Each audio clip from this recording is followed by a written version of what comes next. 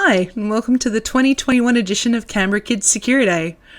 I'm Heidi, and if this is your first time joining us, welcome aboard. If you've come to one of our previous events, it's great to have you with us again.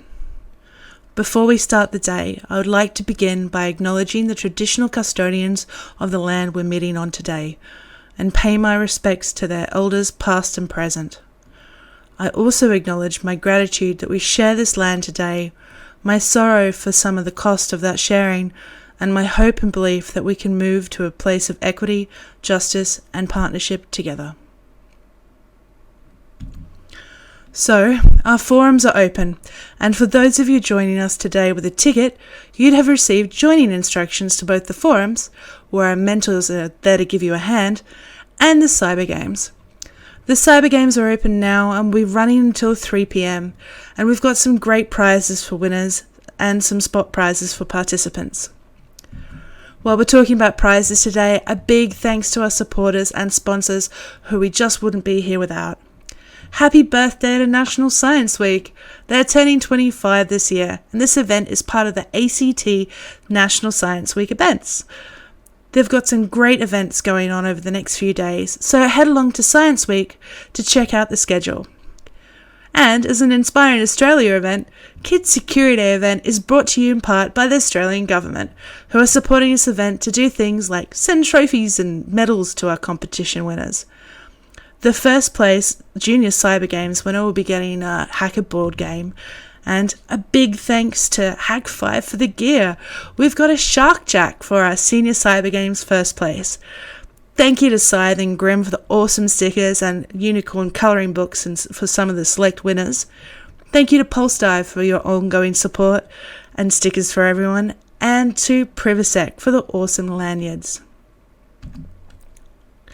Next up, we've got Paige talking about how to play the Cybergames with her talk Intro to CTF.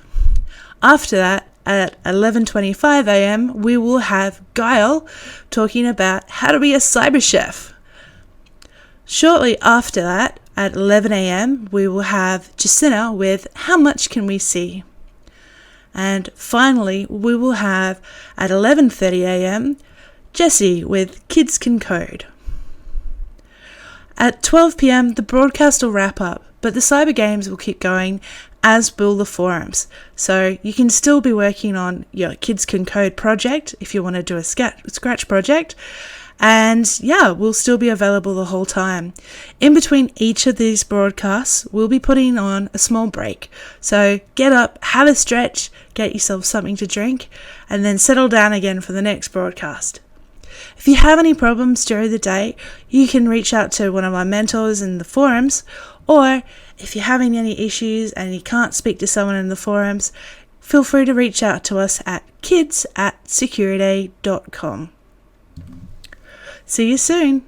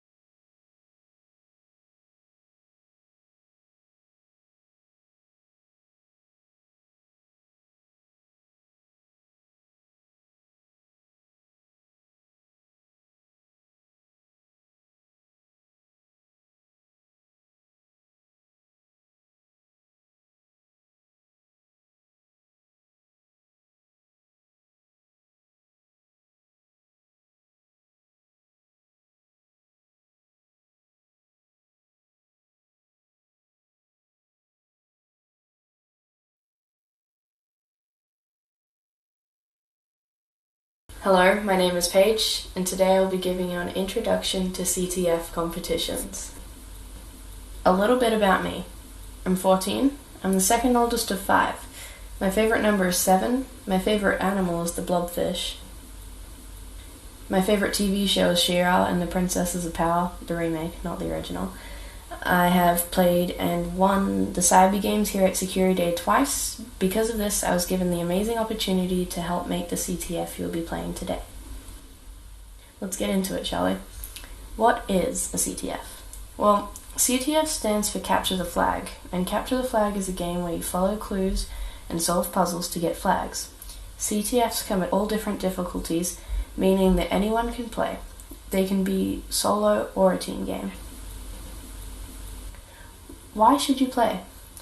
Ctfs provide a good challenge for your brain, each challenge being different from the last, and because of this, you earn a bunch of new skills and learn how to use tools that are actually used in the security industry. It can be pretty frustrating at times, but it always feels so satisfying to put in a flag after working on a challenge for a bit. It's generally a really great experience. What is a challenge? A challenge is like a puzzle. You take the information given to you and use it to find the solution or the missing piece, in this case, a flag. There is a very wide selection of challenges when it comes to Ctf. Types vary from OSINT to encoding and decoding or hacking into web pages and other kinds of challenges. What is a flag? A flag is kind of like a key to a treasure chest. You put the right flag into the website and you unlock the chest and get the treasure, being the points. In a Ctf, a flag is a little code that has been encoded or hidden or locked away somewhere, and you have to solve a puzzle or challenge to find it. In the Cybergames at SecuriDay, most flags will look like this, but maybe not all of them. Where do I play the Cybergames? You'll get an email from Kids SecuriDay with a link to the website. How do I get started? You'll find an email in your inbox from Kids SecuriDay. Open that email, and inside you'll find a link and your login information. Click that link and it will take you to this website. Then you want to click here to log in and set up your Ctf. Then you copy and paste your login information found in the email.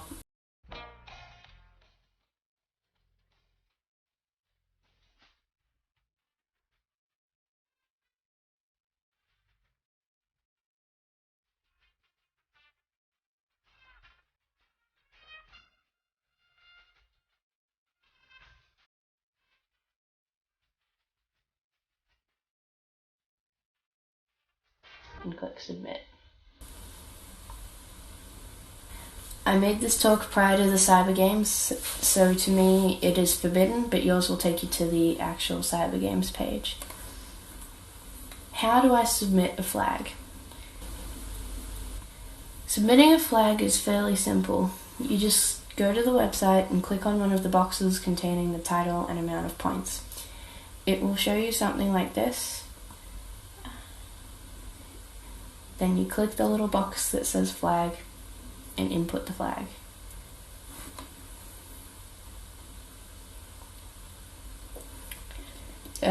Press submit and you'll be rewarded with points. How do I do the challenges?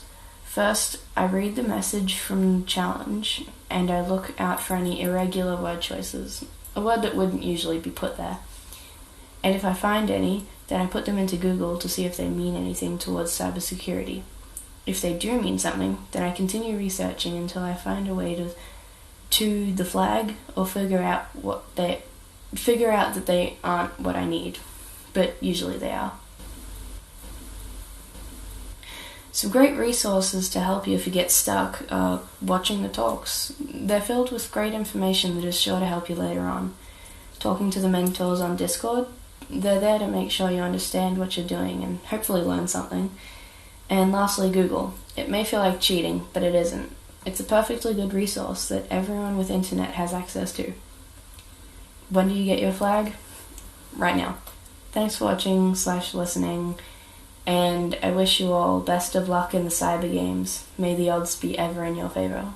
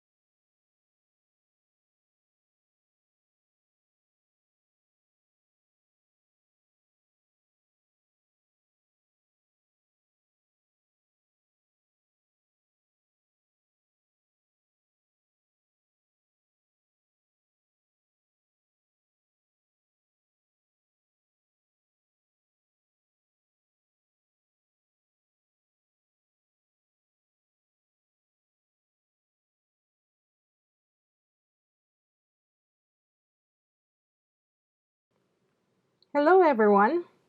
Today, I'll be giving a short presentation on CyberChef. I will be doing a screen share so that you get to understand what CyberChef is and what you can use it for. I will explain the different parts of the website and the different functions.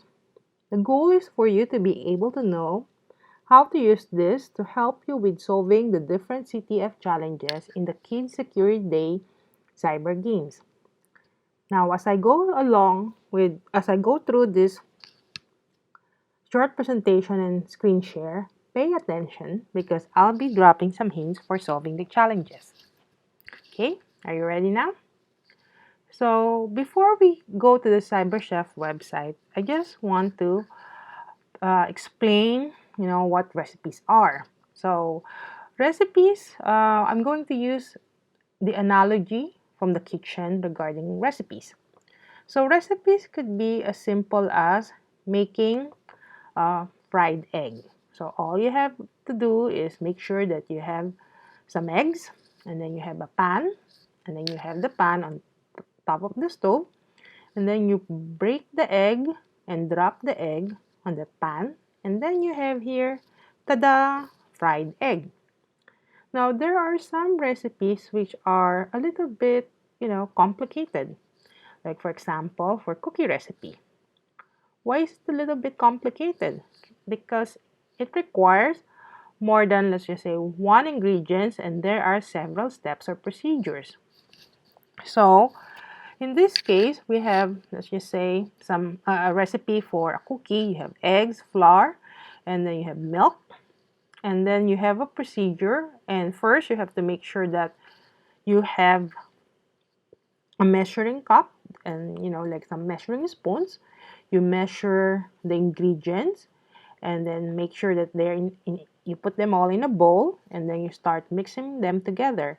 And then once you have the cookie dough, you shape them into like small cookie pieces, cookie size, and then put it on the baking pan. And then you have to make sure that you follow the recipe about the temperature, and then how long are you supposed to bake it in the oven. And then after that, you have your cookie.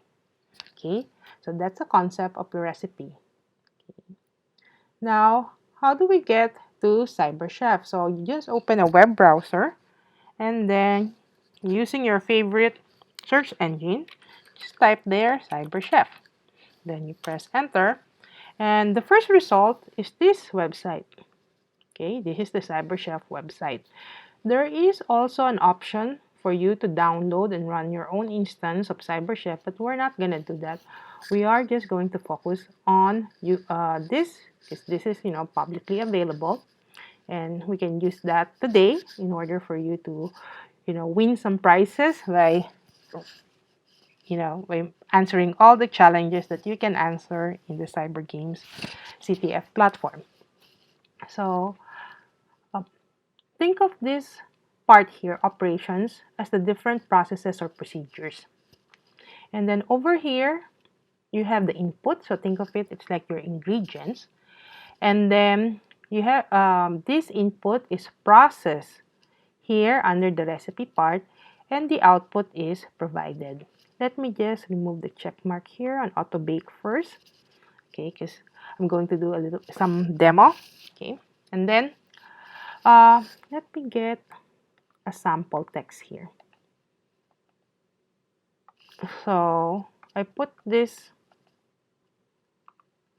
text here, okay, and in this case, I know that this is an encoded message. How do I know that? Because I don't really understand. I can't read it. Plus, there is some, numbers, letters, and then equal signs or symbols here. So I know that this is base 64 because I was the one who actually encoded that. So how do I decode this? Okay, so there's under favorites. These are some of the common, procedures or operations. So I can put here from base 64, or, okay, if it's not there, I type base 64. Then we have it here. Now, as you hover around the operations here, you can see that there's a box here that shows a description of what this operation is. If you want to know more about this, like for example for base 64, you need to click here, and then it will open another tab that leads you to the base 64 article in Wikipedia. Okay. Now in this case, I will just drag and drop it here. Okay. Now before I bake this, you may be wondering, what is encoding? So think of encoding as a process that transforms data into another format that uses, an operation or a scheme or a procedure that is publicly available. So as long as I know what was the scheme or the operations, like in this case, it was encoded using base 64, I can easily decode that using CyberChef. So in this case, I will now bake this, and this is the output. Yes, this is the truth. The person watching this video is an amazing person. Okay, so that's one use. We can use CyberChef for decoding certain messages. Now, you may also encounter some challenges that, calls for, decryption.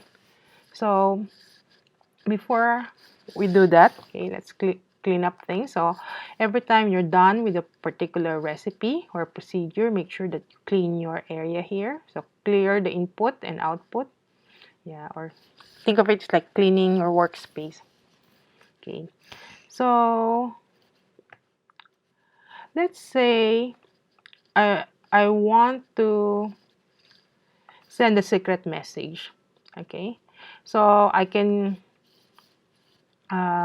use encoding. Okay, so in this case, let's say, what is your favorite food? I will now encode it using base 64, and that's it. But anybody who is able to guess that I've used base 64 encoding can decode this. So what is the more secure way of doing this, like passing like secret messages? You can use encryption.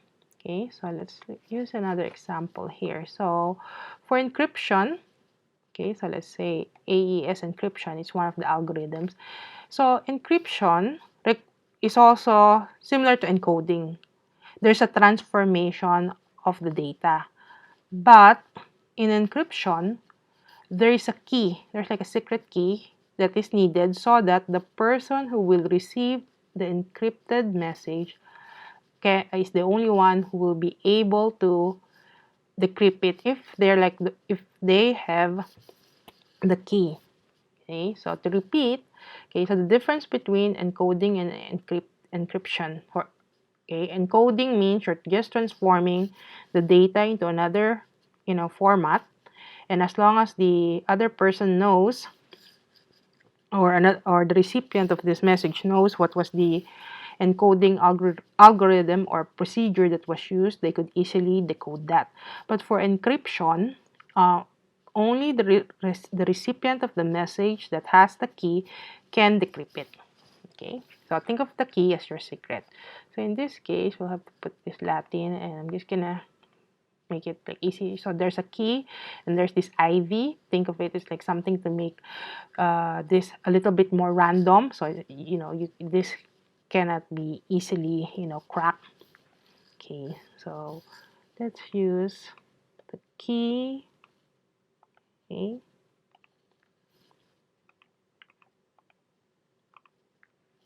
Apples and bananas, and then let's just use some random text here for the IV.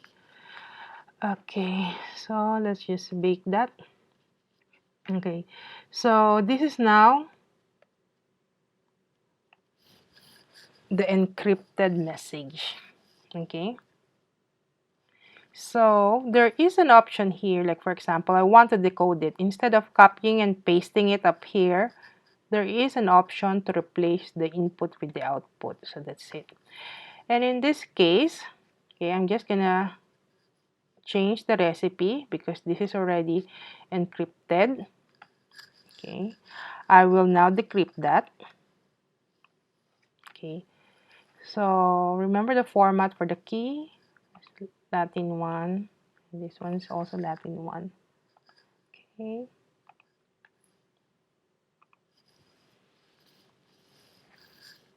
And then the key.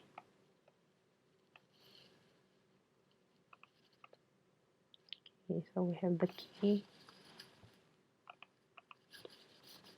Apples and bananas. So then we bake it.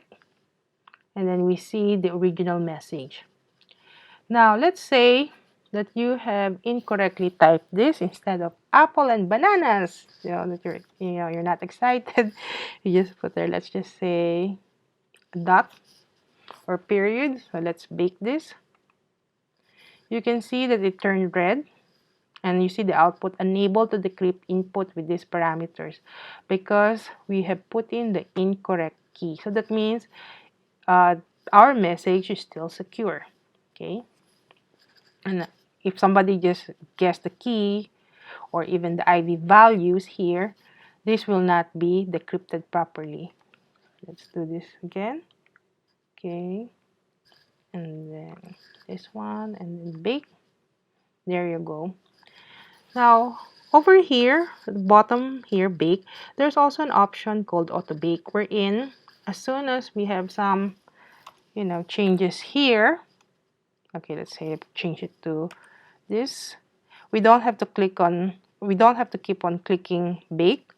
So any changes here, or like the input over here, the input, and also some of the values here, it automatically bakes. So it provides us the output. Okay. And this is good if you're running out of time. You need to make sure that whatever you're experimenting with over here, you automatically see the results. Okay. But I'm just gonna do it like step by step. I'm just gonna remove that. Okay. And then just remember, always clean your workspace here. Okay. Now let's go back to that example that I used a few minutes ago. It's about that base 64 message. Okay, so let's just say I have no idea what was used to change the original data or the original message to this very mysterious or cryptic message. So there is an option in CyberChef called magic. Okay. So you have the magic. What is the magic? It's an operation that helps, attempt detection by looking at the properties, the values here. So we can actually put it over here, use this magic. Sort of like it's gonna guess things for us. Okay, so let's bake that. Actually, in this case, we actually see here, okay, that it guessed that it's actually a base 64 encoded, and it actually already provided us with the result. So if you're stuck with something in some of the challenges there, and you don't know what was the specific encoding procedure or process that was used, you can use the magic option. Okay. Now, another is something that you can use this magic option for. For example, if you encounter something in some of the challenges there that may not be written in English. Okay, so let's have here like a sample message, and this doesn't seem to be written in the English language, so we can actually use the option for magic. Okay, and then we bake that, and then it provides us the properties like possible languages. So over here, okay, so it's Indonesian. Okay, so there's like a lot. So let's just say Indonesian. So we can use, if we want to translate this message to English, we can use Google Translate. Okay, so we can use Google Translate. So make sure that we have this. Okay. Then let's try. There's also the option in Google Translate to detect language, but in this case, we're just gonna put their Indonesian. Okay, and then paste. And then tada! I love macadamia nuts. Okay, so it translates that. Okay, so for challenges that require translation, you can use CyberChef. Okay, and it will provide you this, a list of the possible languages, or the other option is for you to use Google Translate and use detect language. Okay. Now you may see that in this case it was detected as Malay because Indonesian and the Malay language share certain similarities. Okay. Okay, so going back here, let's clear this one, and then now, what are the other potential uses for CyberChef? For example, you find some of the challenges would involve some photos or pictures, and it's about getting some metadata. So what is metadata? It is data about data. So whenever we talk about photos, there's a possibility that there is what is known as Exif data. This is information about that photo. So some of the information that you can find there is like, where was this photo taken from? Okay. So let's just say you have some challenges in the cyber games about, location involving photos. Okay. So what you can do is search for the operations called Exif. So we're extracting Exif. Okay. So this Exif, these are metadata or information about that photo embedded in the images. Okay. So put it over here.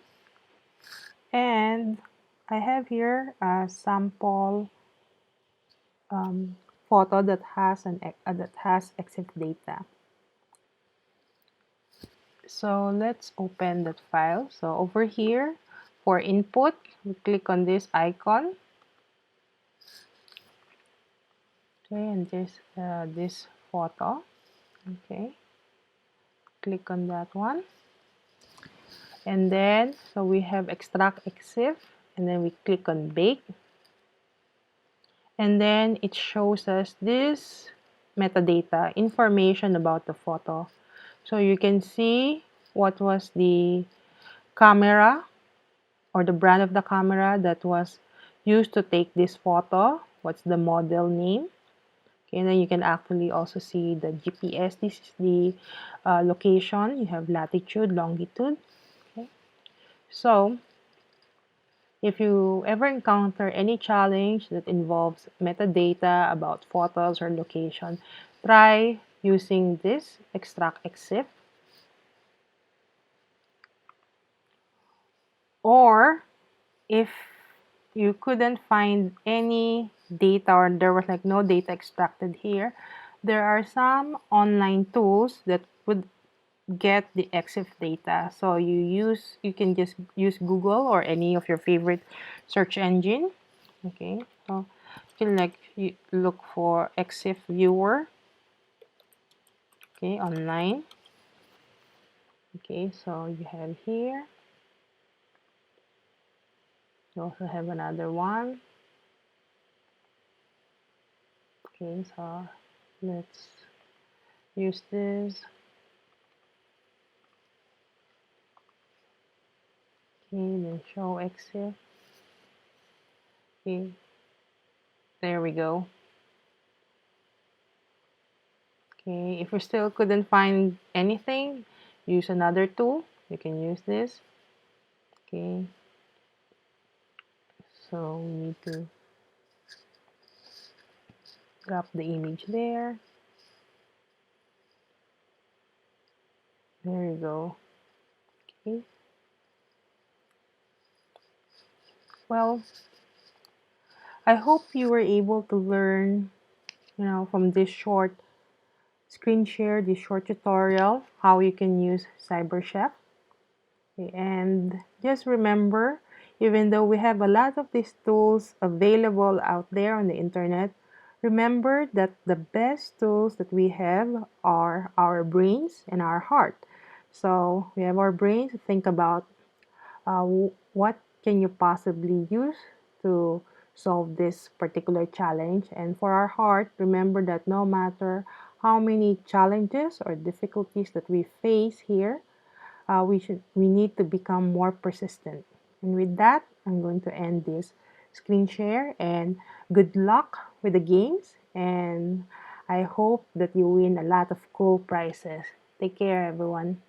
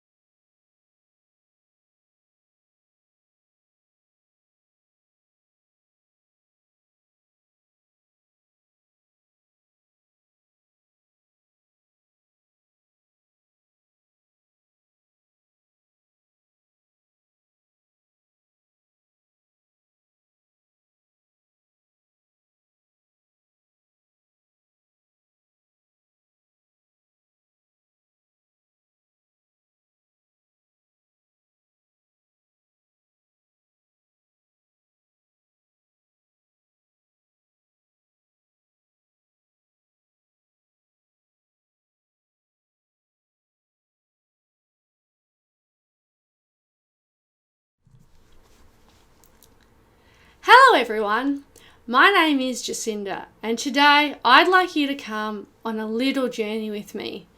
Today we are going to look at how much we can see about our online lives. Now, before we jump into the online world, I want to start with 2 feet on the ground in real life. And let's look at an example of when we have complete control over our information and a time where we have limited control over our information, because both of these can translate into the digital and give us a strong foundation for the rest of today's conversation. So, when would we have total control over our information?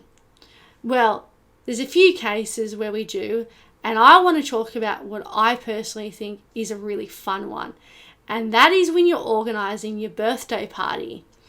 So, you've decided that you want to have a birthday party in your backyard with some of your friends, and your parents or your guardian have said, yes, we can have some people over, give us a guest list, and we'll help organise the invites, because you want to help write the invites too. So once you've given them the guest list, which includes friends from school, but also friends from sport, you decide to sit down and help write your friends' names and all the invites. Now, while you're writing your friends' names, your parent or guardian is writing some other information. They're putting the day of the party, the time of the party, and they're putting down the address because it's being held in your backyard and you want everyone to come and see how awesome it is, especially since your parents are getting you a bouncy castle this year. So when you've got everything put together, all the invites are written up, they're nice and pretty, you've folded them in half perfectly and put them in envelopes, you hand them out at school and at sports to your friends that you want to come to your birthday party. So this means that only people that need to know get the invite. So it's all the friends that you want to come. But it's not everyone in your class and it's not everyone on your sports team. It's just your really close friends that you want to have over. And because you've chosen to deliver your address and the date and the time and even how old you're going to be, because some of your friends may not know that that Saturday is actually your birthday, that information, being your address and your exact age, is being handed out within your control to people that you know and trust. So, when is a time where you have information about you available to people so people can know and see, but you would have limited control? Well, actually, your school uniform is an example of this. If you are an Australian school student, there is a very high possibility that your school's policy requires you to wear a school uniform for excursions, for representing the school at sporting events, for wearing it at school every day. It's just a rule. And if you're an Australian school student, you know it, you have it from kindergarten to year 12. It's just the way things are. Now, your school uniform is actually really important, especially like when I mentioned excursions. That is how your teachers quickly identify that you are on the excursion and allows them to count everyone easier and quicker. And that way, not only does no one get lost, but you don't lose a lot of time finding people and you can focus on all the fun stuff that your excursions have planned for the day. Because excursions are always great fun, but they can be quite long and the teachers need to work on a tight time frame in an environment that you as a student, but also the teachers may not know too well because it may be somewhere they haven't been before either. So, how does your school uniform link into being information of which you've got limited control over? Well, if you're out on an excursion or even just going to and from school, you're probably wearing your school uniform in transit as well. And what happens is people in the community are going to identify what school you go to based on your school colours. Your school colours may be blue and red, they may be blue and grey, they may be yellow and green. Different schools have different colours, and if they're actually close enough to you, they'll probably be able to read the emblem and confirm that yes, you definitely go to that school. Because there's only so many schools within the communities, and there's only so many colour combinations. So from a distance, someone can identify what school you go to, and depending on what year you're in, they can guess how old you are. So for example, if you're in a year 6 shirt, they can guess that you're 11 or 12 because you're wearing a year 6 shirt, and that's how old year 6 students are. Or they might not be able to tell. You may have a more generic school uniform from year 1 up to year 5. So you could be anywhere from 6 to 11 and they can't pick it up. But it is one way to indicate how old you are. And because you need to wear your school uniform when you're representing your school, and you're most likely wearing it to and from school, that is an instance where you do have limited control, because it's not precise information, but it gives people an indication of information about you. So I'd like to bring a few examples similar to what we've just discussed in the real life, but into the digital world. So when we did your party, we were talking more about where you live, which is also where you're from. So how do we bring that into the digital world? Well, again, I'm hoping to use another really fun example. I really hope you like playing Roadblocks and you think that Roadblocks are fun. Now, did you know with Roadblocks you join on something that's called a public server? And a public server is a server that anyone in the world can join and play with. So you'll be able to play with some of your friends, but there'll also be a lot of people that you don't know also playing there. And if you have voice chat request on and you choose to speak to someone, your prominent Australian accent will give away where you are from, because a lot of people know and love an Australian accent. And the same would happen if you're hearing someone who's from the UK or from Sweden or another part of the world, because our voice is very distinct. Another example, again, I want to go back to the school uniform, because we can also translate identifying you and your school using the uniform. So how do we do this? Well, let's say that you're in a soccer team and you have played relentlessly and really hard, and you've got a good team and you've made it all the way to the state finals. You've done really well, really exceptionally. Your parents want to celebrate it, your guardians want to celebrate it, and the school wants to celebrate it as well, because it's awesome to make it to the finals. So if your parent or guardian has signed the appropriate consent forms during the game, before the game and after the game, your school and your teachers will be taking photos of you and your team. And they will likely want to put those up on the website and on the social media platforms they use to communicate with the wider community, to celebrate and show off how well you guys have done. And that is how your school uniform, a piece of clothing that you wear, can identify you digitally. So you're hearing me talk a lot about identifying information in real life, but also digitally. But I'm hoping I'm not boring you, but I really want to talk about why this is important. Why are we having this conversation? Maybe your parents have had this conversation with you. Maybe your guardians had it with you. Maybe you're just sitting here going, just tell me the answer. Why are we talking about this? Well, unfortunately, the reason we're talking about this is there are some baddies in the world, and there are baddies in the digital world too. And these baddies want your data, and they want it for different reasons. Firstly, they might just be jealous of your awesome Roadblocks profile, the profile that you spent months and years building up. They may be jealous and want it for themselves, so they want to take it from you instead of building up their own profile. Or maybe someone wants to learn more about you, and this is actually something that can be really concerning and pretty scary. So, I've unfortunately touched on some slightly scary and unhappy reasons that we're talking about this.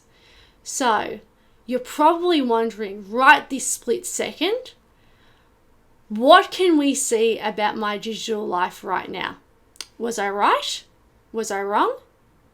Or were you thinking about a cheeseburger instead? Well, going back to talking about what we can see digitally, let's have a think about where our presence online is. What games do you play? We've mentioned Roblox as an example. So if you play Roblox, that's an example. And maybe you're old enough to start using a social media platform like TikTok. Now, once you've got that list of all the different games and all the different platforms that you use, you can start having a look at what information could possibly be there. So what could people possibly see? So for example, did you know TikTok takes your voice and your face to remember you? This information is called biometric data, and it is definitely part of what we call PII data, and in fact more uniquely identifiable, because unless you've got an identical twin with the exact same voice as you, there is no other way it could be anyone else but you. So they know exactly who you are. So I've told you about a few things that TikTok has with the biometric data, but how do we know that and where can we find that? Well, there's a few ways that we can have a look at what we can see about us online right now and right after this. And in order to do some of these things, you may need a parent, a guardian, or a friend with another account to help you. So firstly, we spoke about that extra data that TikTok has. That information can be found in what's called the settings tab, and it's got a little cog icon, and you can click into that and there's lots and lots of boring words in there. But one area that's really important is the area that shows you not only what type of data they take, but why they take that data as well, as different places has different reasons. So you can look at that and make a determination as to whether you're happy with the fact that TikTok wants your voice or that TikTok wants to keep copies of your face. And you may decide to change your online behavior accordingly. Another thing you can do, and again, this is something that your parent or guardian may have already mentioned, or maybe some of your friends do it as well, is not to use your real first and last name or date of birth as a username. This type of information does quickly and easily identify people. And this is why a lot of people choose nicknames or variations on their names, or don't include their surname instead. So that is another thing that you can do while you're looking at what can be found about you, because if people have got your first and last name, they can do a Google search and find a lot more things. But if they don't know your username's got an extra 3 Y's at the end or an extra Z, it may be a bit trickier. Another thing that you can do, and this is something where you'll need a parent, a guardian, or a friend, is to sit next to them and look at your account and get them to look at your account if they're your friend, and you can have a look on that platform and see what the difference is between what you can see about your profile and what they can see about your profile as a friend. And then you can get them to log out, and you can again have a look again. What can someone that isn't friends with you see? Is it really locked down and private? Are there a couple of photos that can be seen? What are they able to look at as someone that isn't a friend and someone that is a friend? And are there some things that you have that you only want you to see? That is another thing that we can do as a quick check to see what we can see about us online. So, before we finish this little journey, I want you to come on a little surprise birthday party organisation with me.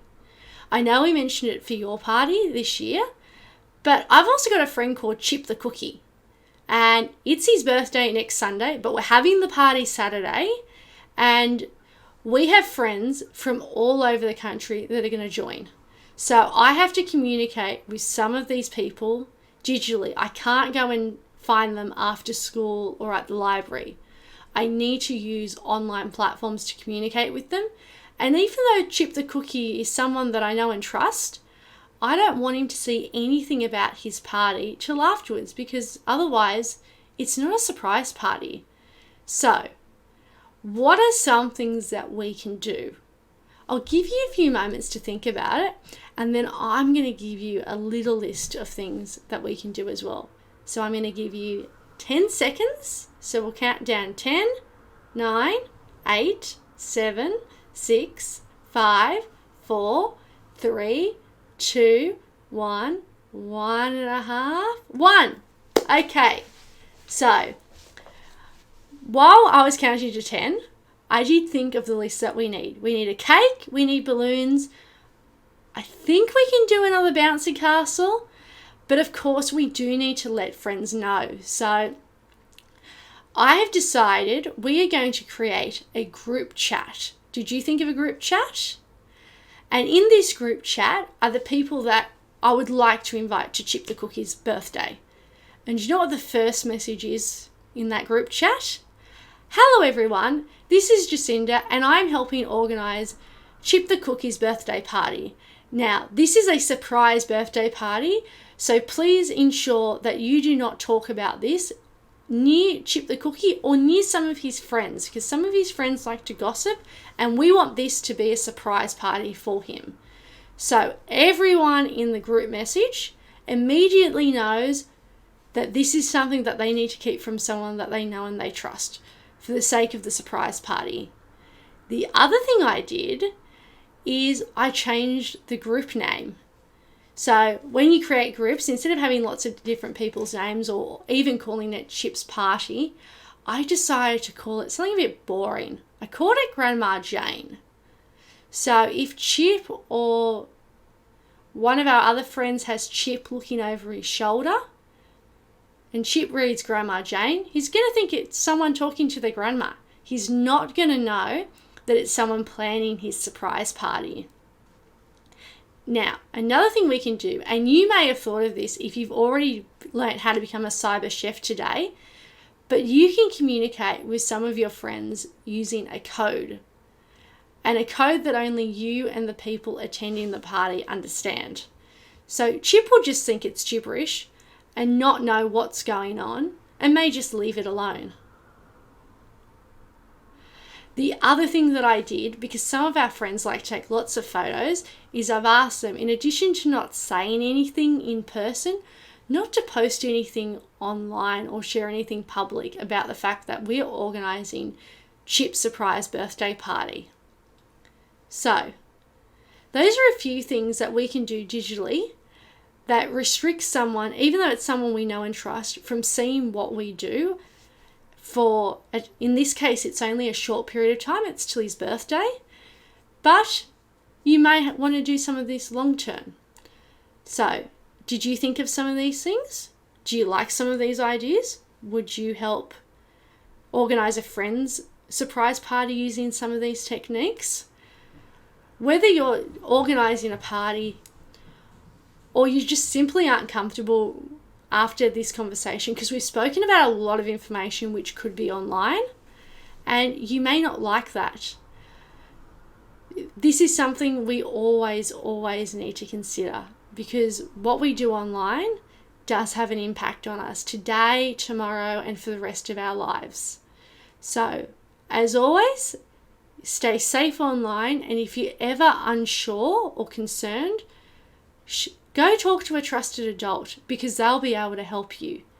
Thank you so much for coming on this little adventure with me. I hope you learnt a lot, and I'll keep you updated on Chip's surprise birthday party. Enjoy the rest of the day, and I hope you're having a lot of fun with the Cybergames. Bye!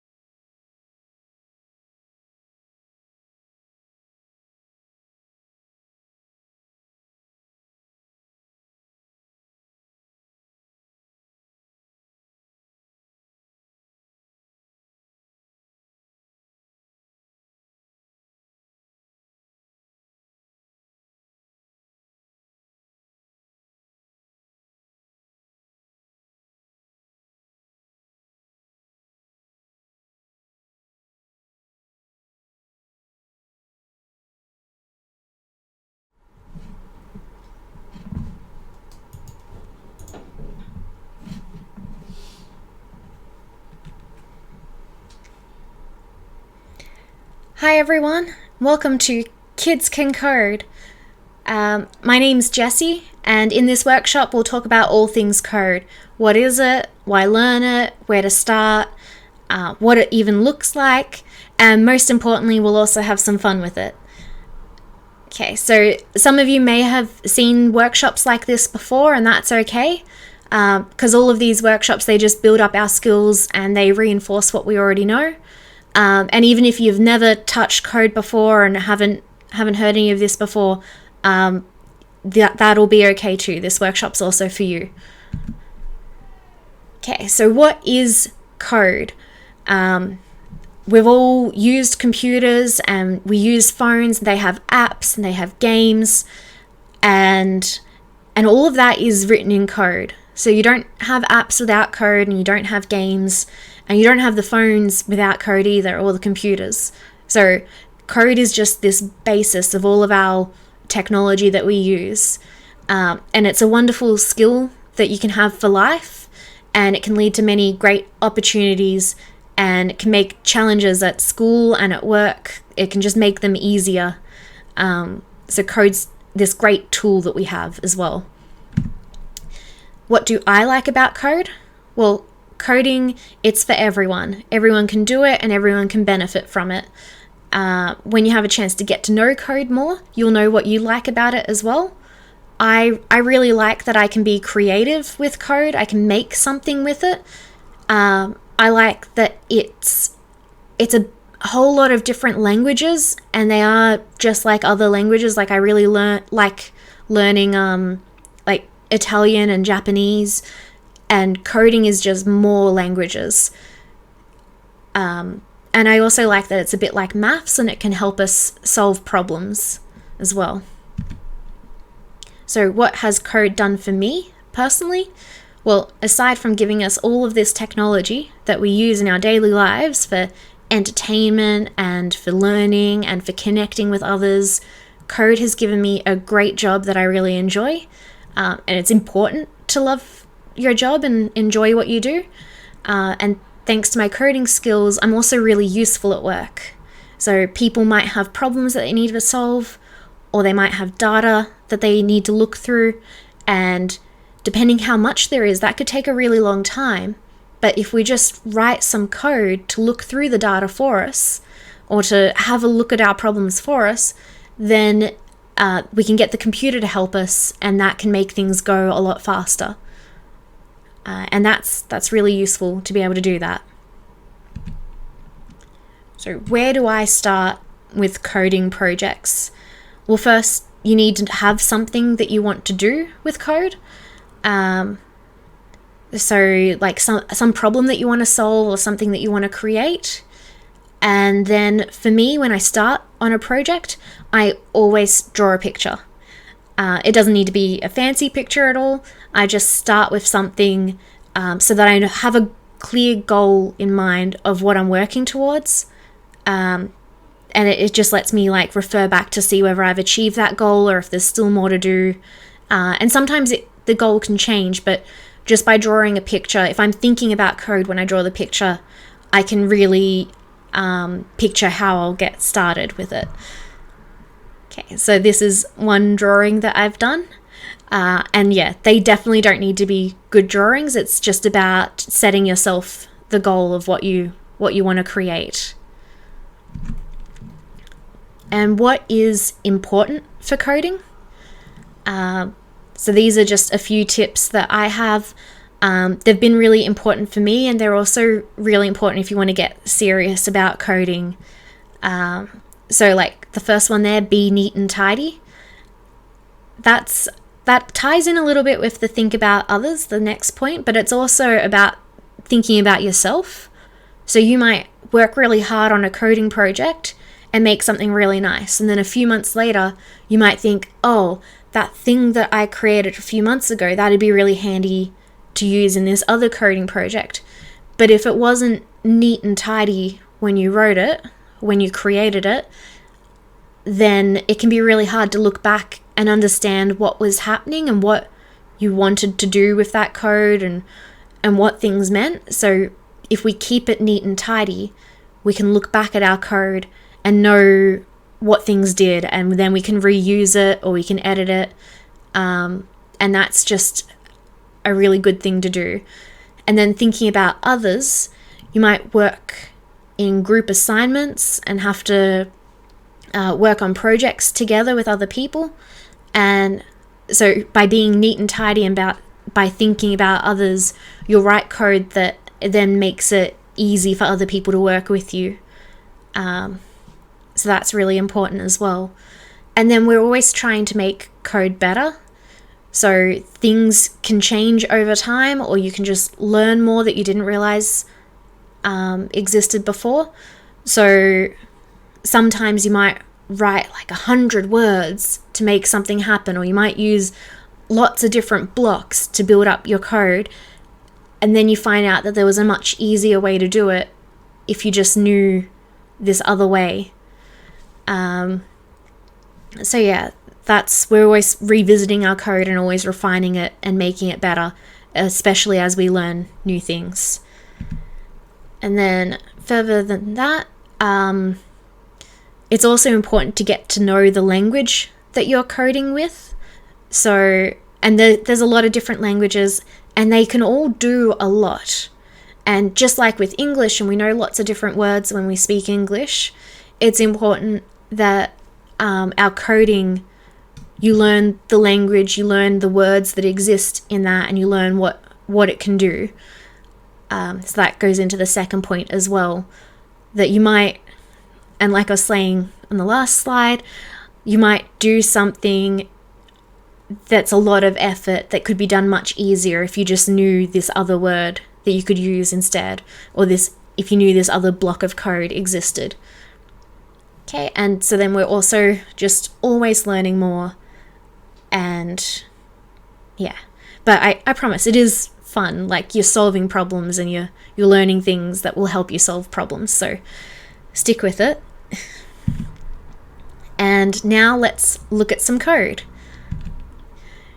Okay, so here is this a recipe for a cake that I see? Well, I don't know, is that really code? Well, coding is just like writing a recipe for your computer to make it do something. And I'll prove that to you. So this recipe may not be code exactly as it's written, but this is that recipe written in code. And this, it looks a bit scary like this, so we'll break it down so we can see it a bit easier. Okay, so we're going to import the oven from the kitchen. Great. We need an oven to be able to do some cooking. And we've got here, looks like we've got a choc cake, and that is going to use bake cake, and we're telling it chocolate. So that looks like we're baking a cake, and that looks like code as well. But what is bake cake?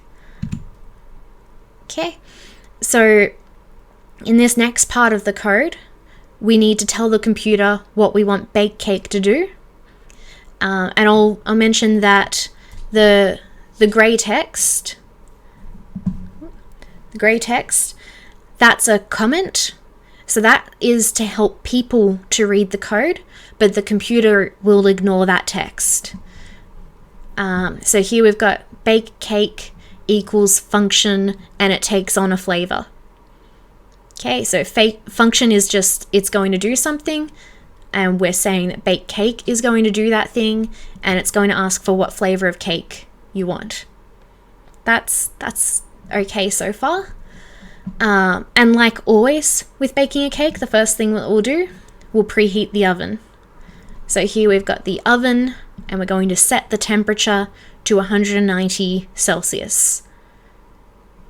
Okay, so that's something that we're telling the computer to do. And then next we're going to start with some wet ingredients, and we're going to add them to the bowl. So add to bowl butter, sugar, eggs. And then we want to mix that together, so mix bowl, fast, 3 cycles. So that's all simple so far. Well, It may not be simple yet, but hopefully you're following along. And this now is where we're going to look at what flavor is needed. So we're getting the computer to make a choice. If the flavor is vanilla, we'll add to bowl vanilla essence. Else, or otherwise, if the flavor is chocolate, then we're going to add cocoa powder to the bowl. So does anyone remember what flavor the cake is? You might remember that it was a chocolate cake, because we said that we wanted to bake cake chocolate, and chocolate was the flavor. So we're going to add to bowl some cocoa powder. And then we'll add the rest of the dry ingredients, and we'll mix that at a medium speed for 5 cycles. Cool. Okay, so we want to bake this cake for 40 minutes. Oh, we actually want to bake it for 25 minutes. So we've got variable baked cake, and we're saying that we want to use in the oven, bake the cake for 25 minutes. It used to be 40 minutes, and I actually had a closer look at the recipe. So then we're also, after we've baked the cake, and we've assigned it to the baked cake variable, we're then going to return that baked cake from the original function where we ask the computer to do something for us. Okay, so in this grey text, it's some notes to ourselves as well. We also need to define the other functions that we've just looked at, where we had set temperature. But what does set temperature mean? We need to tell the computer that we're going to ask it to set a temperature and what that temperature will be and in what unit that temperature will be. Then we're also going to add ingredients to the bowl. So we need to tell the computer how to do that as well. And even when we mix the bowl, we have to tell the computer how to do that. And when we bake.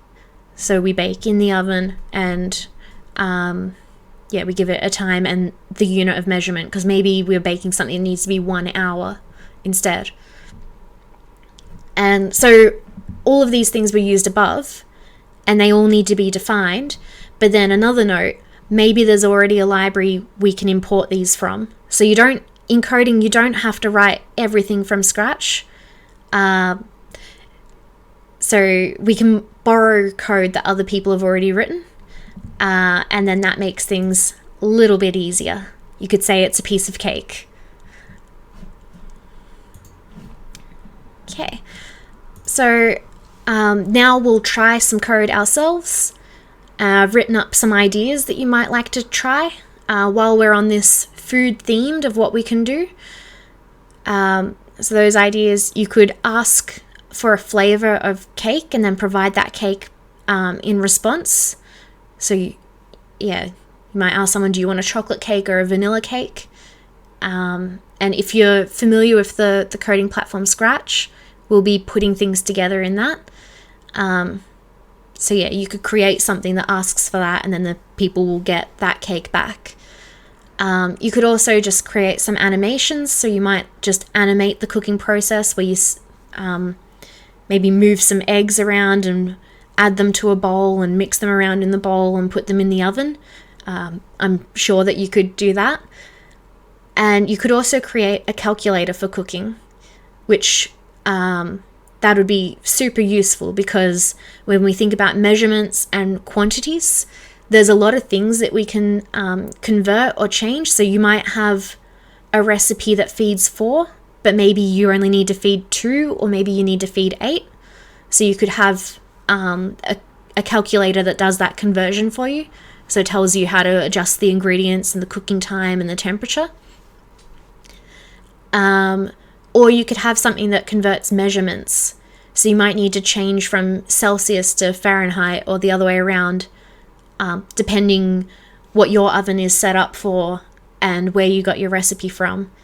And then you could also change measurements.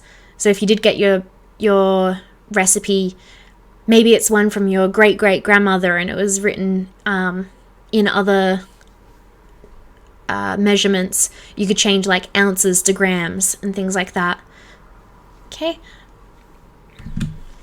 So if you head to SecuriDay.com and click on the Canberra event, you'll find a link through to Scratch and some examples of these ideas, and then we'll be available in the event chat, so you can ask any questions you have. And I really hope you just have some fun with this and that you've learnt something more about code today. Thanks. Have a great day.